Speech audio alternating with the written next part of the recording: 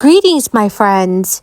Happy Saturday to all of you. You may actually be eligible to receive a one-time relief payment this coming week. Lawmakers in the House of Representatives and Senate are also now debating on how to get direct financial assistance to low-income households, especially families and seniors. Federal Reserve Chairman Jerome Powell has also made a big announcement in regards to inflation.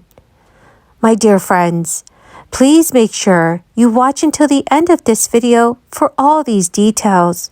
Also, to say thank you for watching, I'm giving away 4 $75 Walmart gift cards every week. If you would like to enter these giveaways, please make sure you click and then like several of my videos, and then comment below the keyword of each video that you watch. The more videos that you watch and then leave a comment on, the greater your chances of winning these giveaways. Federal Reserve Chairman Jerome Powell delivered a stern commitment to halting inflation, warning that he expects the central bank to continue raising interest rates in a way that will cause some pain to the U.S. economy.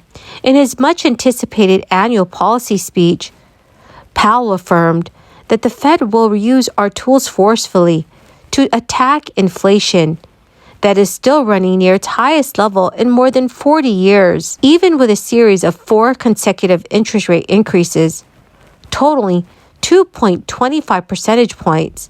Powell said there is no place to stop or pause, even though benchmark rates are probably around an area considered neither stimulative nor restrictive to growth. The remarks come amid signs that inflation may have peaked, but it's not showing any marked signs of a decline. Two closely watched gauges, the Consumer Price Index and the Personal Consumption Expenditures Price Index, shows prices change a little bit in July, owing largely to a steep drop in energy costs. At the same time, other areas of the economy are slowing. Housing is falling off rapidly, and many economists expect that the huge surge in hiring over the past year and a half is likely to cool down. Powell cautioned that the Fed's focus is broader than a month or two of data and will continue pushing ahead until inflation moves down closer to its 2% long-range goal. The economy is coming off consecutive quarters of negative GDP growth, a commonly held definition of a recession. However, Jerome Powell and most other economists see the underlying economy as strong, if slowing. Dear friends, what are your thoughts on this? Do you think that the U.S. economy is recovering well?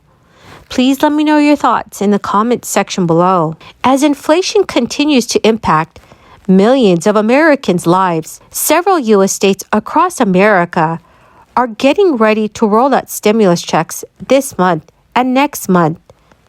According to Newsweek, Minnesota is one of them. These direct payments are designed to help residents as inflation grows in the United States. Last week, the Commerce Department announced a second consecutive quarter of economic contraction, which is what many analysts use as a simple definition for a recession. President Biden's administration and some economists have been pushing back, wanting to wait for the National Bureau of Economic Research to make the official call on whether or not the United States is in a recession. Either way, soaring inflation has left many Americans struggling with food, gas, utilities, and housing prices. While U.S. officials debate over the economy, some governors are taking the situation into their own hands and handing out stimulus checks to help alleviate some of the pressure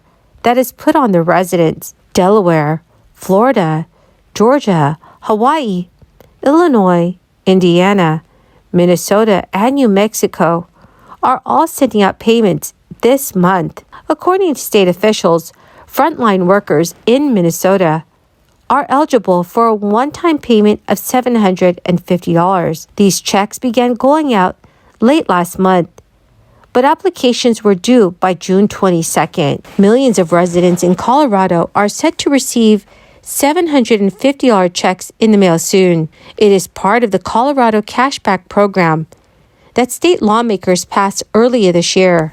The Taxpayers' Bill of Rights limits the amount of revenue that state can retain and spend in each fiscal year. Any revenue that exceeds the limit, determined by a formula that factors in population growth and inflation, must be refunded to taxpayers unless voters approve a measure of allowing the state to retain the excess. To receive the check in August or September, you must have filed a tax return or applied for a property, rent, or heat credit rebate by June 30th of this year.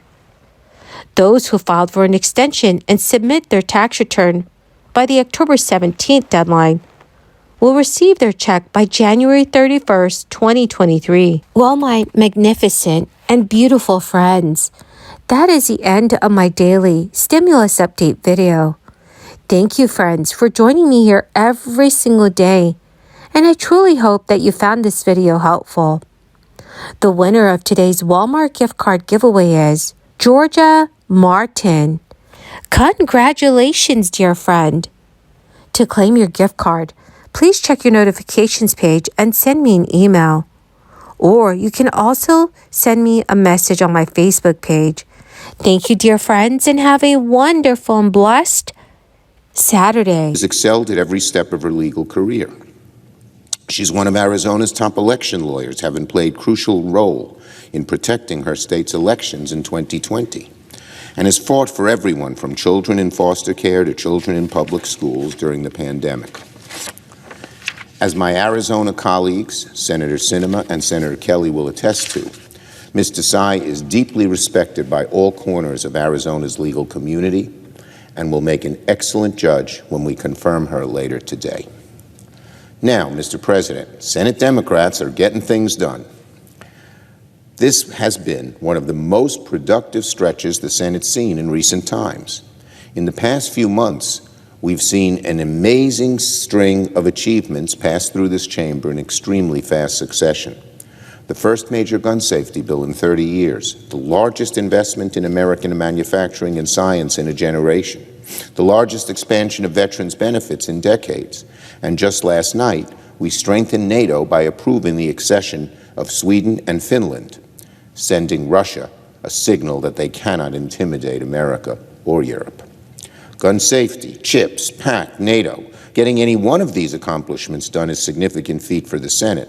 The fact is, we've done them all since Memorial Day, and that's quite remarkable. And this doesn't even include a once-in-a-generation infrastructure bill.